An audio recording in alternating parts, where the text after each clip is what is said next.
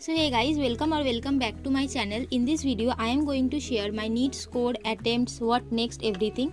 So firstly, I am a decent student in school. I got 93% in 10th and 92% in 12th boards. I pass out 12th boards in 2022. I am a West Bengal board student. मुझे NEET के बारे में पता चला था class 11th mid में। यहाँ waste Bengal board में सारे स्टूडेंट्स इंडिविजुअल सब्जेक्ट्स के ट्यूशन्स लेते हैं, तो मैंने भी 6 ट्यूशन्स लिए थे और मेरे सब्जेक्ट्स थे पीसीएमबी। बचपन से ही डॉक्टर बनने का मन था, बट कैसे बनते हैं, कितना पैसा लगता है, वो सब कुछ पता नहीं था। तो जब पता चला सब कुछ, तभी डिसाइड कर ली थी कि नीट तो दूंगी। बट जब मैंने पीडब्ल्यू बैचेज़ में देखा, शाम से लेक्चर्स होते हैं, ये था कि दोनों ट्यूशन्स और बैच एक साथ तो नहीं हो पाएगा, और वहाँ सीबीएसई बोर्ड के सिलेबस के हिसाब से पढ़ाते हैं। तो मैं भी तभी अपने 11th 12th में ही फोकस किया और 12th के बाद एक साल ड्रॉप लेके प्रिपेयर करूँगी, ऐसा सोचा। तो वो हो गया। 2022 12th बोर्ड्स ख़त्म होने के बाद I start my preparation from यकीन 2.0, और उस साल मैंने कोई कॉम्पिटिटिव एग्ज़ाम नहीं दिया था। फिर मैं बैच में पढ़ रही थी, सारा कुछ ईजी लग रहा था पहले तो। फिर हार्ड चैप्टर स्टार्ट हुआ, और उस साल टाइम भी थोड़ा कम मिला था क्योंकि अगस्त से बैच स्टार्ट हुआ था और नेक्स्ट मई को ही एग्ज़ाम था।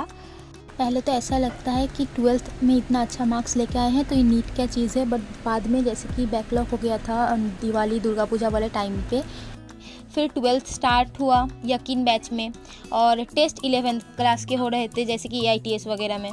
तो मैं रिवाइज़ कब करूँ, कैसे करूँ, इतना कुछ समझ नहीं आता था। तो उतना अच्छे से प्रिपरेशन तो नहीं हुआ था, स्पेशली 12th का तो बिल्कुल नहीं, क्योंकि लास्ट 2.53 मंथ में ही 12th हुआ था, और तभी AITS में 11th का आ रहा था, तो ढंग से कुछ भी नहीं हो पाया। फिर नीट 2023 हुआ, मेरे मार्क्स बने 347, और फर्स्ट टाइम फेलियर जैसा फील हुआ। जो एक साल पहले लगता था सब कुछ कर लूँगी, जो चाहूँगी, तभी लग रहा था कि मुझसे तो कुछ भी नहीं हो पाएगा। But my parents are too supportive. They neither forced me to study nor scolded me for low marks. तो मैंने कहा कि और एक बार एग्ज़ाम दूंगी, उन्होंने फिर भी नहीं डांटा, कहा कि ठीक है। और मैंने फिर से यकीन 2.0 से ही प्रिपरेशन स्टार्ट की, और मैंने सोच ही लिया था कि कहीं नहीं जाऊंगी और एक भी बैकलॉग नहीं आने दूंगी। तो वैसा ही हुआ, मैंने पूरे साल लाइव लेक्चर्स अटेंड किए थे, सारे टेस्ट दिए थे, एक भी कभी भी बैकलॉग नहीं आया था। दुर्गा पूजा दिवाली में बस एक दिन घूमा था, बाकी कहीं नहीं गया था।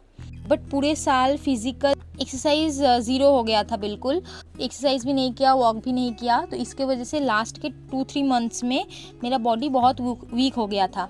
लाइक 2-3 महीने में मुझे लगभग 5 से 6 बार डॉक्टर दिखाना पड़ा था, और थोड़ा बहुत भी पढ़ लेती थी या किसी दिन टेस्ट हो रहा था तो शाम को बुखार आ जा रहा था। तो इसीलिए मैं उस टाइम पे क्योंकि मेरा सिलेबस कंप्लीट हो गया था, तो मुझे लगा मैं यूट्यूब वीडियोज़ अपलोड करूँगी, लेकिन तबीयत की वजह से वो भी नहीं कर पाई थी। और तभी तो लग रहा था ठीक है, जितना पढ़ पा रही हूँ पढ़ लेती हूँ। उस टाइम पे उस वजह से टेस्ट भी थोड़े बहुत मिस हो गया था, कुछ दी थी, बट मुझे विश्वास था कि 600 तक तो आ ही जाएंगे। थोड़ा डिसअपॉइंट भी थी कि पूरा साल बहुत अच्छे से पढ़ी बट लास्ट में जैसे सोच रखा था एग्जैक्ट वैसे नहीं पढ़ पाई। बट मुझे सिर्फ एक MBBS सीट चाहिए थी। उस टाइम मैंने सुधांशु सर से भी इंस्टाग्राम में मैसेज किया था नीट से पहले कि टेस्ट में 570 to 590 वैसे मार्क्स बन रहे हैं सर, क्या करूं। तो सर बताए थे कि तुम्हारा प्रिपरेशन ठीक है, सिली मिस्टेक्स कम करना। बट नीट 2025 दे के वापस आके सब मार्क्स काउंट कर रही, तो बायो में बहुत छोटे छोटे सिली मिस्टेक्स हुए थे। लाइक लिपिस लू वाला क्वेश्चन जो कितने बार टेस्ट में आ चुका है, सही भी होता था, लेकिन उस समय पता नहीं क्या हुआ, हड़बड़ी में गलत हो गया। तो वैसे करके मेरे मार्क्स बन रहे थे 571। जब मैंने काउंट किया नीट दे के आने के बाद, तो फिर मैं बहुत सैड थी कि 10-20 नंबर के लिए मेरा सिलेक्शन रुक सकता है। फिर अचानक से 1-2 दिन बाद मुझे यूट्यूब में एक वीडियो देखने को मिला कि जिनके पास ESI कार्ड हैं उनको उससे थोड़ा कम मार्क्स में भी MBBS कॉलेज मिल सकता है उस ESIC कॉलेजेस में। तो पहले मुझे विश्वास नहीं हुआ था, लेकिन मैं उसके रिलेटेड बहुत सारे वीडियोस देखा और सारा कुछ कंफर्म किया। फिर मैंने एक सर्टिफिकेट भी बनाना होता है, वो भी बना लिया। तो वहाँ का कट ऑफ 2023 का अगर देखूँ तो ऐसा था कि मेरे घर से सबसे नज़दीक है ESIC जोका कोलकाता।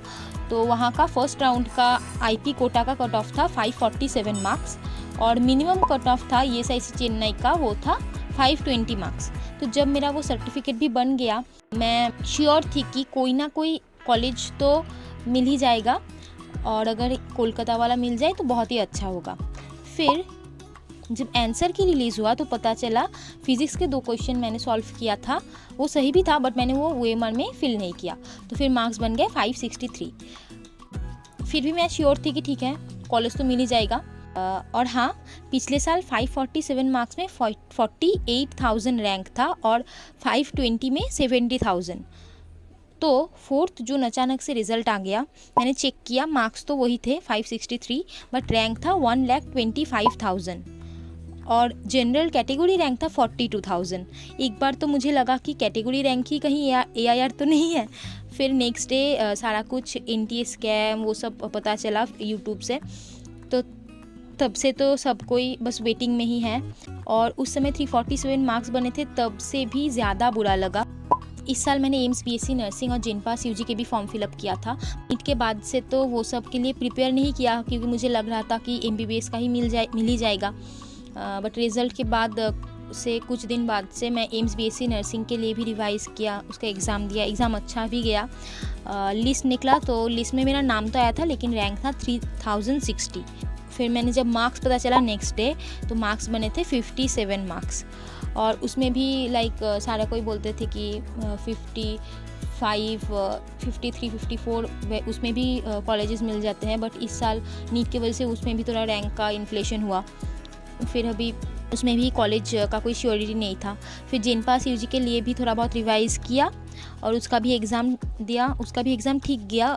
अप्रॉक्स 50 के अराउंड ही मार्क्स आएंगे, अभी उसका रिज़ल्ट नहीं आया है। और अप्रॉक्स क्यों बोल रही है, क्योंकि कैटेगरी 2 के जो मार्क्स है कैलकुलेट करने में प्रॉब्लम होती है इसीलिए।